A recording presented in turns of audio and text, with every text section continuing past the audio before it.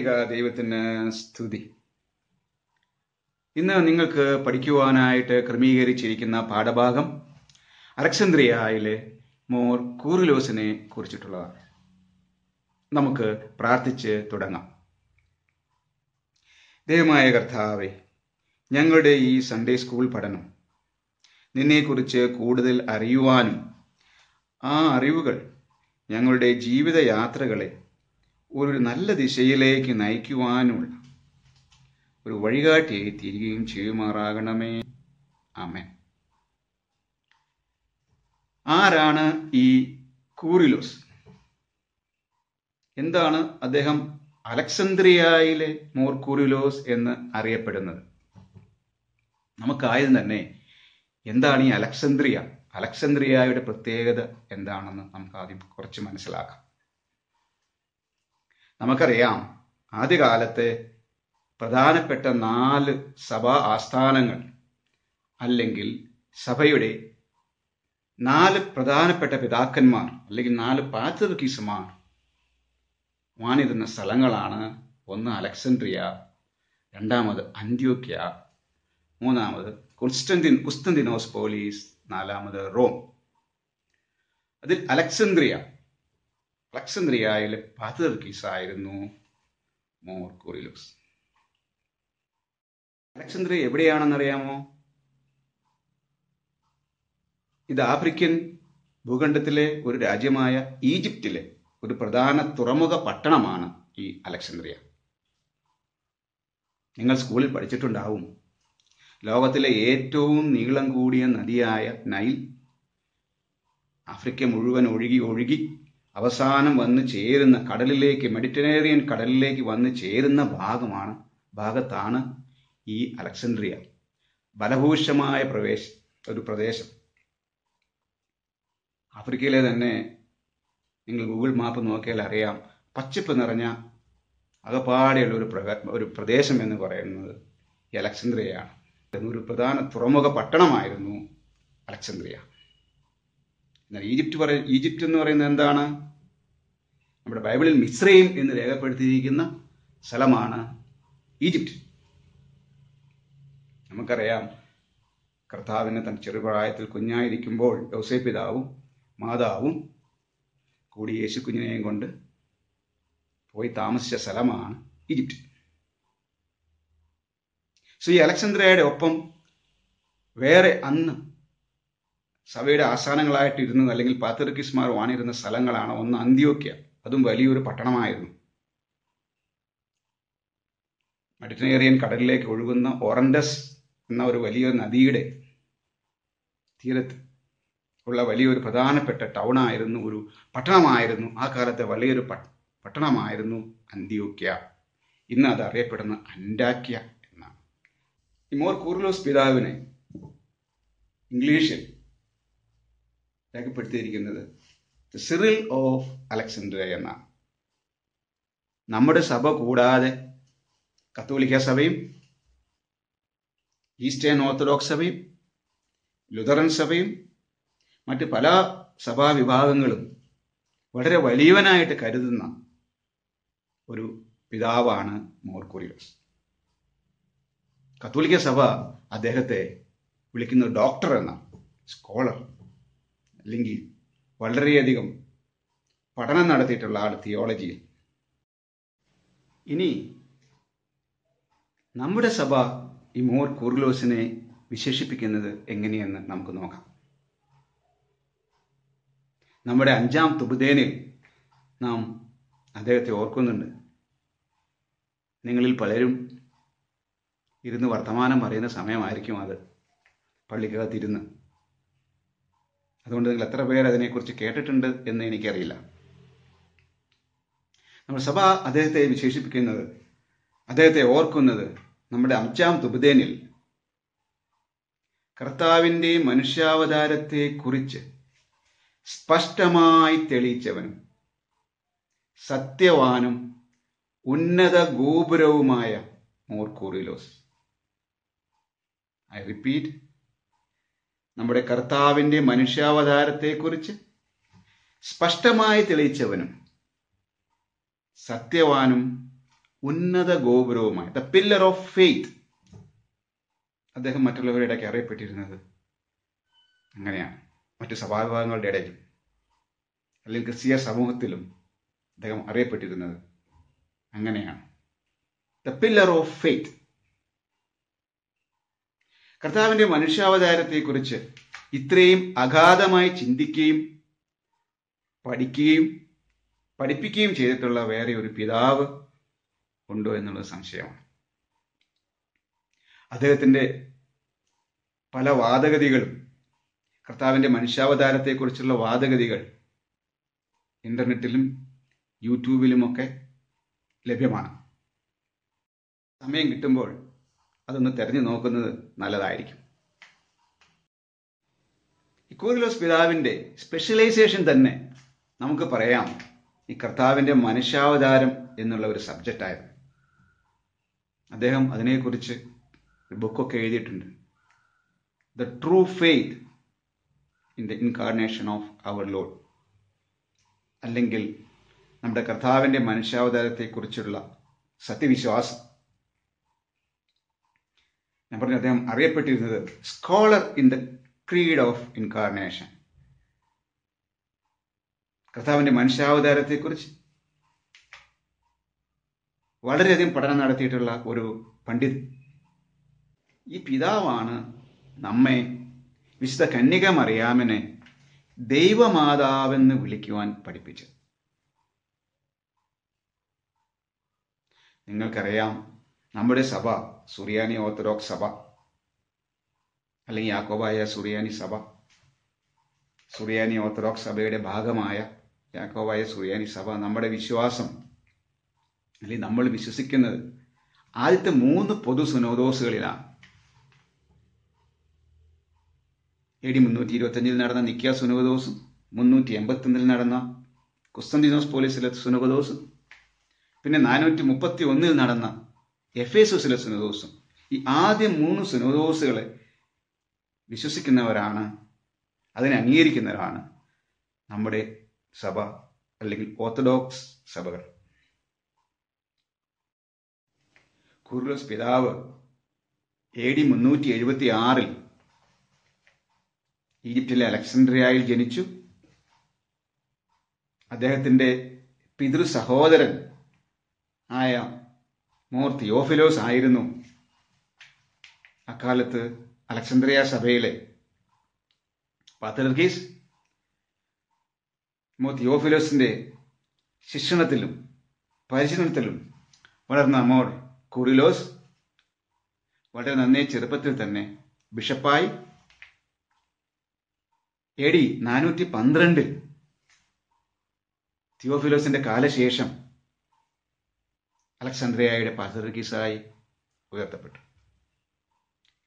AD 412 മുതൽ 32 വർഷക്കാലത്തോളം അദ്ദേഹം അലക്സാണ്ട്രിയയുടെ പാത്രിയർക്കീസായിരുന്നു. ഈ കാലയളവിൽ AD 431 ആണ് എഫേസോസിലെ സുനോദോസ് നടക്കുന്നത്. ഞാൻ ആദ്യമേ തന്നെ പറഞ്ഞു, ആ കാലഘട്ടത്തിൽ നമുക്ക് പ്രധാനമായ 4 സഭാ ആസ്ഥാനങ്ങളാണുള്ളത്. ഒന്ന് കത്തോലിക്ക സഭയെന്നോ ഓർത്തഡോക്സ് സഭയെന്നോ തിരിവുകളില്ല. എല്ലാവരും ഒന്നിച്ചായിരുന്നു പ്രവർത്തിച്ചിരുന്നത്. എന്നുള്ള 4 സഭാ ആസ്ഥാനങ്ങൾ ഒന്നുകൂടെ ഞാൻ പറയാം. അലക്സാണ്ട്രിയ, അന്ത്യോക്യ, റോം ആൻഡ് കുസ്തന്തീനോസ് പോലീസ് ഓർ കോൺസ്റ്റാന്റിനോപ്പിൾ. 4 പാത്രിയർക്കീസ്. അതിൽ റോമിന്റെ പാട്രിയർക്ക് അറിയപ്പെട്ടിരുന്നത്, ഇപ്പോഴും അറിയുന്നത് പോപ്പ് എന്ന പേരിലാണ് ഇപ്പോഴും അറിയപ്പെടുന്നത്. ഇതിൽ തന്റെ സഹോദര പാത്രിയർക്കീസായ നെസ്തോർ കുസ്തന്തീനോസ് പോലീസിലെ പാത്രിയർക്കീസായിരുന്നു. അദ്ദേഹം കർത്താവിന്റെ മനുഷ്യാവതാരത്തെക്കുറിച്ച് ഒരു പ്രത്യേക ചിന്ത സഭാംഗങ്ങളുടെ ഇടയിൽ പ്രചരിപ്പിച്ചു. അതായത് കർത്താവ് ഒരു മനുഷ്യനായിട്ടാണ് ജനിച്ചതെന്നും ആ ജനിച്ചതിന് ശേഷം അതിൽ അല്ലെങ്കിൽ കർത്താവിൽ ഡിവിനിറ്റി അല്ലെങ്കിൽ ദിവ്യത്വം വന്ന് ചേർന്നതാണെന്നും അതുകൊണ്ട് കന്യക മറിയാമനെ നമുക്ക് കർത്താവിൻ്റെ മാതാവെന്ന് വിളിക്കാം, പക്ഷേ ദൈവമാതാവെന്ന് വിളിക്കാൻ പറ്റത്തില്ല എന്നുള്ളൊരാശയമാണ് അദ്ദേഹം പ്രചരിപ്പിച്ചത്. ഇത് അന്നുവരെ നിലനിന്നിരുന്ന വിശ്വാസത്തിൽ നിന്നും കുറച്ച് വ്യതിചലിച്ചിട്ടുള്ള ഒരു വിശ്വാസമായിരുന്നു. അപ്പം അതിനെതിരെ പല സഭാംഗങ്ങൾക്കിടയിൽ പല പല അഭിപ്രായ വ്യത്യാസങ്ങളുണ്ടായി.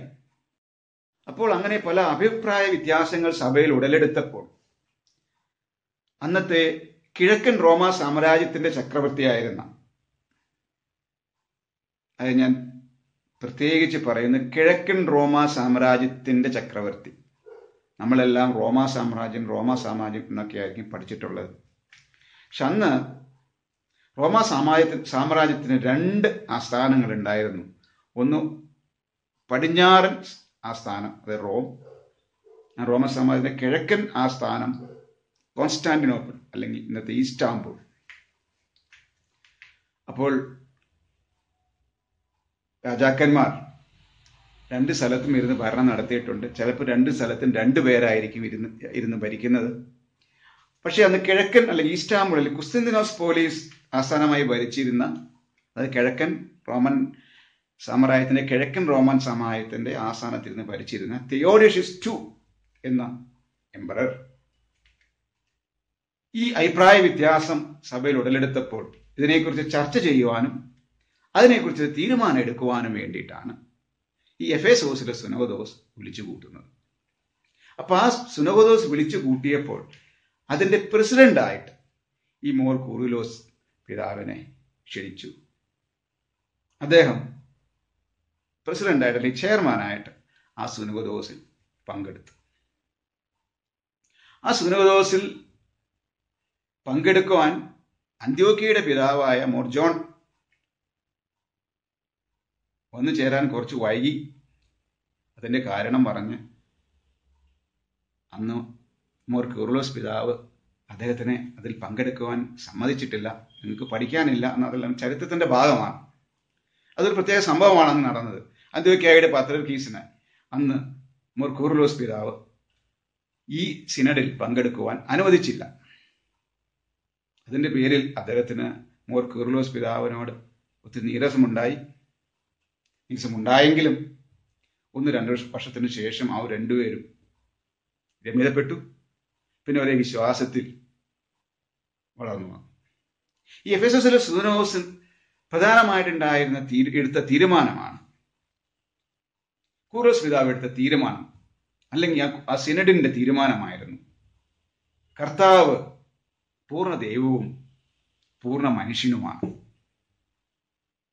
കർത്താവിന്റെ മനുഷ്യാവതാരം അല്ലെങ്കിൽ കർത്താവിൽ പൂർണ്ണ ദൈവത്വവും കംപ്ലീറ്റ്ലി ഹ്യൂമൻ, കംപ്ലീറ്റ്ലി ഡിവൈൻ.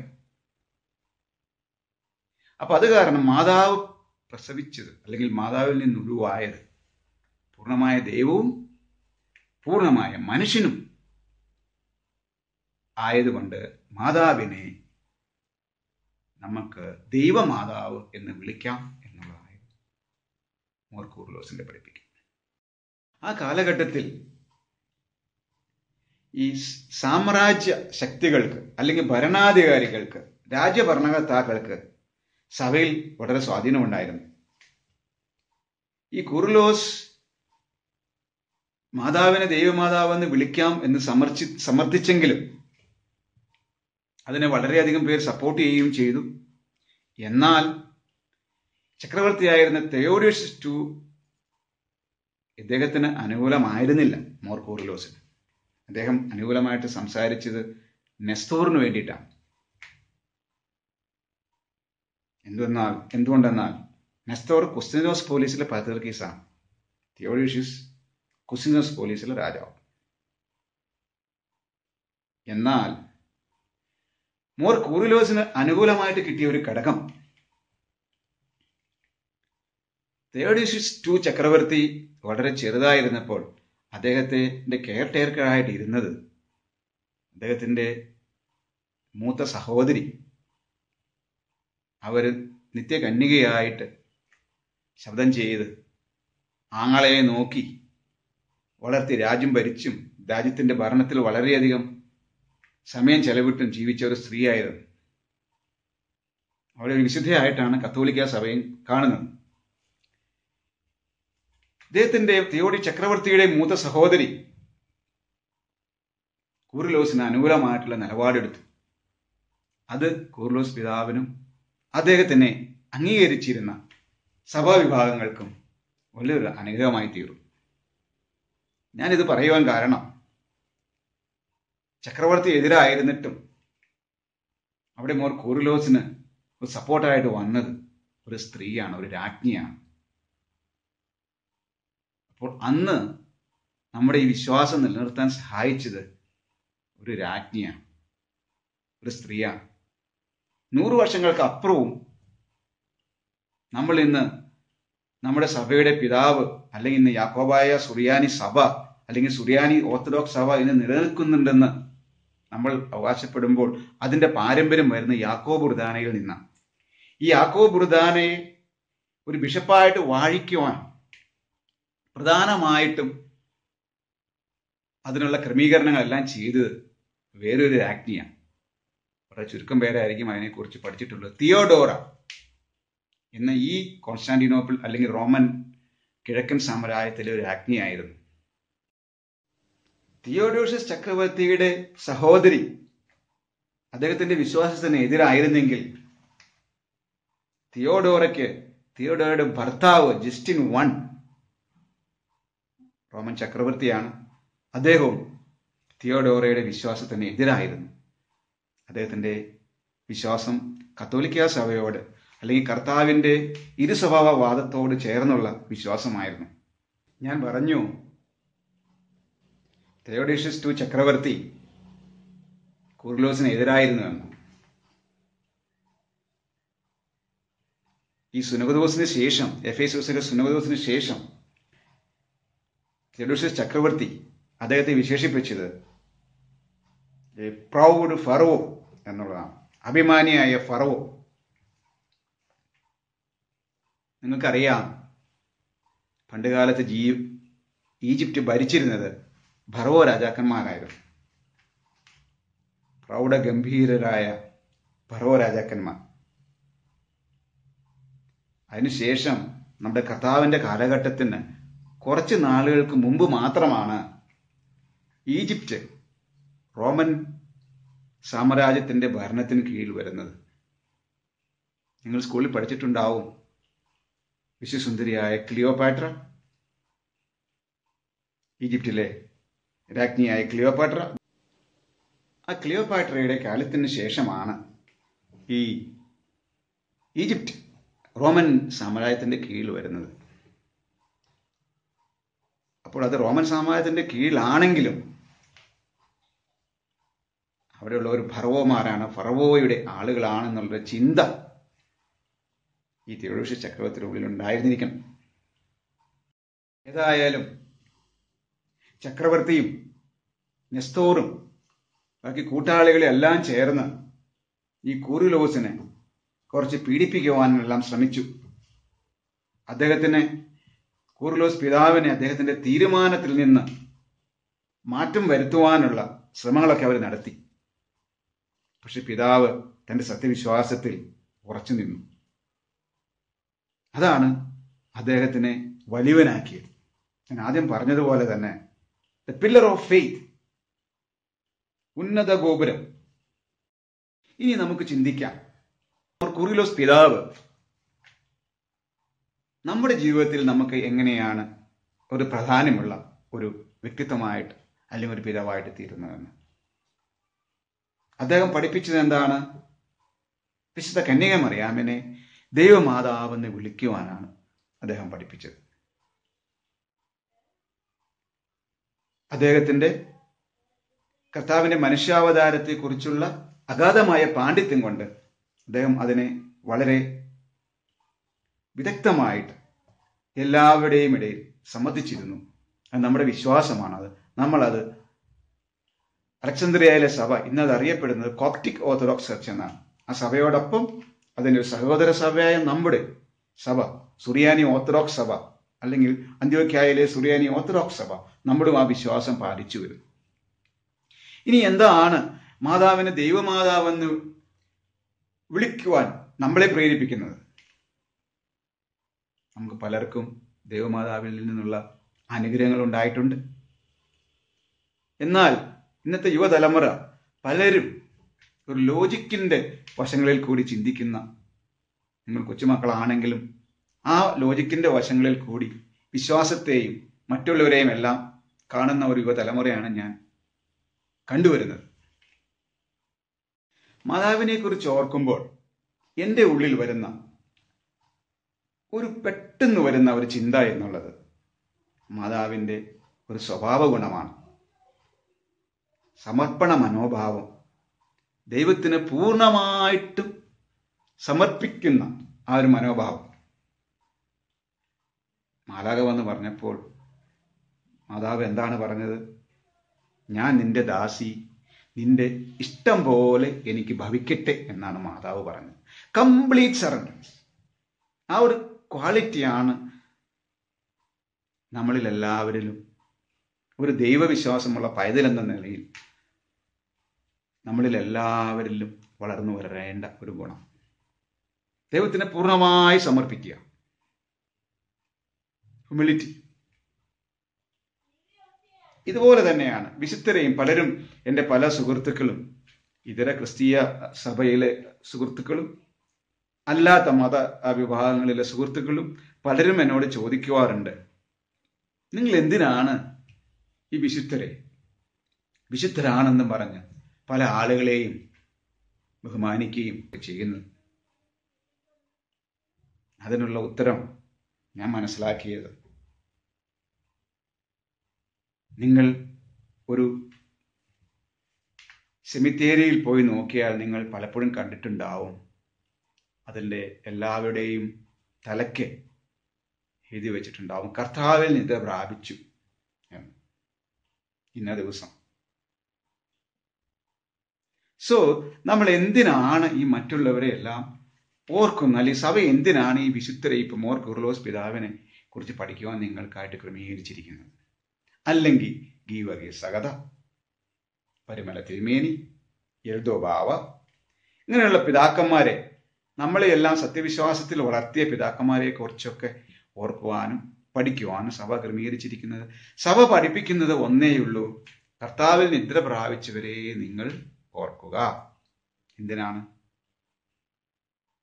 ഒരാൾ കർത്താവിൽ നിദ്ര പ്രാപിക്കണമെങ്കിൽ അദ്ദേഹത്തിന് കുറെ നല്ല ഗുണങ്ങളെല്ലാം ഉണ്ടായിരിക്കണം. ആ നല്ല ഗുണങ്ങളെല്ലാം നമ്മുടെ ജീവിതത്തിൽ പ്രാവർത്തികമാക്കുവാൻ വേണ്ടിയിട്ടാണ് സഭ അങ്ങനെ പഠിപ്പിക്കുന്നത്. പിന്നെ ഒരു നല്ല മനസ്കരായ അല്ലെങ്കിൽ നല്ല മനസ്സുള്ള ഒരു മനുഷ്യരെന്ന നിലയ്ക്ക് മരിച്ചു പോയവരുടെയും ജീവിച്ചിരിക്കുന്നവരുടെയും എല്ലാം നന്മയ്ക്ക് വേണ്ടി പ്രാർത്ഥിക്കാനുള്ള ഒരു കടപ്പാടും നമുക്കുണ്ട്.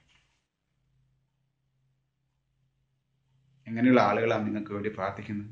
നല്ല മനസ്സുള്ളവർ, നിങ്ങൾ നല്ലതായിട്ട് വരണമെന്ന് ആഗ്രഹിക്കുന്ന നല്ല മനസ്സുള്ള ആളുകളാണ് നിങ്ങൾക്ക് വേണ്ടിയിട്ട് പ്രാർത്ഥിക്കുന്നത്, നമുക്ക് വേണ്ടിയിട്ട് പ്രാർത്ഥിക്കുന്നത്. അതുപോലെ തന്നെ നമ്മൾ നല്ല മനസ്സുള്ളവരാണെങ്കിൽ നമ്മൾ മറ്റുള്ളവർക്ക് വേണ്ടി പ്രാർത്ഥിക്കും. നിങ്ങൾക്ക് പഠിക്കുവാനില്ലെങ്കിലും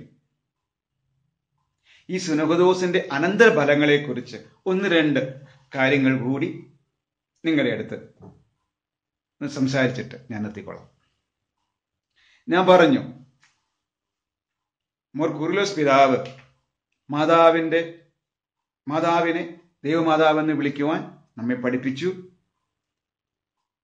മാതാവ് കന്യക മറിയാം ദൈവമാതാവാണെന്ന് സമർത്ഥിച്ചു എഫെസോസിലെ 431 സുനഹദോസിൽ. അതിനോടൊപ്പം നെസ്തോറും തന്റെ കൂട്ടാളികളും അതിനെതിരായിരുന്നു. ഈ ഒരു അനിഷ്ടം അവിടെ അവസാനിച്ചില്ല. അത് പിന്നെയും പല പല ഫോറങ്ങളിൽ പല സ്ഥലങ്ങളിൽ ആ ചിന്ത, നെസ്തോറിന്റെ ചിന്തയെ അനുകൂലിക്കുന്ന വളരെ അധികം ആളുകൾ ഉണ്ടായിരുന്നു. ഈ എഫെസോസിലെ സുനഹദോസിന്റെ സമയത്ത് റോമിലെ പോപ്പ് അതിനെതിരായി ഒന്നും സംസാരിച്ചില്ലെങ്കിലും അതിനുശേഷം ഈ നെസ്തോറിന്റെ ചിന്തകളോട് ചേർന്ന് വേറെ ഒരു ചിന്ത കൊണ്ടുവന്നു. കർത്താവിന് രണ്ട് സ്വഭാവമുണ്ട്. കർത്താവിന്റെ ചില സ്വഭാവം മനുഷ്യ സ്വഭാവമാണ്, ചില സ്വഭാവം ദൈവത്തിൻ്റെത്. ഇപ്പൊ കർത്താവ് കുരിശിൽ തൂങ്ങി മരിച്ചു. അത് മനുഷ്യനാണെങ്കിൽ മാത്രമേ വേദന ഉണ്ടാകുകയുള്ളൂ. അത് ദൈവമാണെങ്കിൽ ദൈവത്തിന് എങ്ങനെ വേദനിക്കും? എങ്ങനെയായാലും ഇങ്ങനെയുള്ള രണ്ട് സ്വഭാവവാദങ്ങൾ ഈ എഫെസോസിലെ സുനദോസിന്റെ പിന്തുടർച്ച എന്നോണം പിന്നെ ലിയോ പോപ്പ്, റോമിന്റെ ലിയോ പോപ്പാണ് പിന്നെ അത് കൊണ്ടുവന്നത്. കുറച്ച് വർഷങ്ങൾക്ക് ശേഷം ആ ഇരു സ്വഭാവവാദത്തെ അലക്സാന്ദ്രിയയിലെ സഭയും അല്ലെങ്കിൽ കോപ്റ്റിക് സഭയും അന്ത്യോക്യയിലെ നമ്മുടെ വിശ്വാസം പിന്തുടരുന്ന അന്ത്യോക്യയിലെ സഭയും ഇരു സ്വഭാവവാദത്തെ സപ്പോർട്ട് ചെയ്തില്ല. പക്ഷെ കുസ്തിനോസ് പോലീസിലെ സഭയും റോമാ സഭയും ആ വിശ്വാസത്തെ ലിയോ പോപ്പ് കൊണ്ടുവന്ന ആ ഇരു സ്വഭാവവാദത്തെ അനുകൂലിച്ചു. അതിന്റെ ഫലമായിട്ട് എന്ത് സംഭവിച്ചു? AD 451 നിങ്ങൾക്ക് പഠിക്കുവാനുണ്ട് 10ാം ക്ലാസ്സിലെ ചർച്ച് ഹിസ്റ്ററിയുടെ ഭാഗമായിട്ട്. സഭ രണ്ടായിട്ട് പിളർന്നു. ഒന്ന് മോണോഫസൈറ്റ് വിഭാഗം, അതായത് കർത്താവിന്റെ ഏക സ്വഭാവം അംഗീകരിക്കുന്ന സഭകൾ. അതാണ് ഓറിയന്റൽ ഓർത്തഡോക്സ് സഭ, നമ്മുടെ സഭ, കോപ്റ്റിക് ഓർത്തഡോക്സ് സഭ, അർമീനിയൻ ഓർത്തഡോക്സ് സഭ, എത്യോപ്യൻ ഓർത്തഡോക്സ് സഭ. ഈ സഭകൾ കർത്താവിന്റെ ഏക സ്വഭാവവാദം അംഗീകരിക്കുകയും കുസ്തിനോസ് പോലീസിലെ സഭ, അതായത് eastern orthodox church and Roman കത്തോലിക്ക സഭയും കർത്താവിന്റെ ഇരു സ്വഭാവവാദം അംഗീകരിക്കുകയും ചെയ്തു. സഭയിലെ ആദ്യത്തെ പിളർപ്പ് അവിടെ തന്നെ തുടങ്ങി എന്ന് നമുക്ക് മനസ്സിലാക്കാം. അവിടെ നിന്ന് 500 വർഷം കഴിഞ്ഞപ്പോൾ കുസ്തിനോസ് പോലീസിലെ സഭ കത്തോലിക്ക സഭയുടെ വിശ്വാസമായിട്ട് പിന്നീട് വേർപിരിഞ്ഞു. എന്നാൽ 10-50 വർഷത്തിന് മുമ്പ് നമ്മുടെ കാലം ചെയ്ത പാത്രീസായ സാഖാപ്രഥമൻ റോമാ സഭ, റോമൻ പോപ്പുമായിട്ട് ചർച്ചകൾ നടത്തി. ഈ നമ്മുടെ സഭയും റോമൻ കത്തോലിക്ക സഭയും തമ്മിലുള്ള വിശ്വാസത്തിലുള്ള ഈ വിപരീതങ്ങൾ ചർച്ച ചെയ്ത് രണ്ടുപേരും കൂടി തീരുമാനിച്ചു, നമ്മുടെ രണ്ടുപേരുടെയും നമ്മുടെ രണ്ട് സഭകളുടെയും വിശ്വാസം ഒന്ന് തന്നെയാണ്. പക്ഷേ നമ്മൾ അതിനെ രണ്ട് രീതിയിൽ വ്യാഖ്യാനിക്കുന്നു എന്ന് മാത്രമേ ഉള്ളൂ എന്ന് പറഞ്ഞ് അവർ തീരുമാനത്തിലെത്തുകയും രണ്ട് സഭകളും ഒന്നിച്ച് പ്രവർത്തിക്കാനുള്ള ഒരു തീരുമാനമെടുക്കുകയും ചെയ്തു.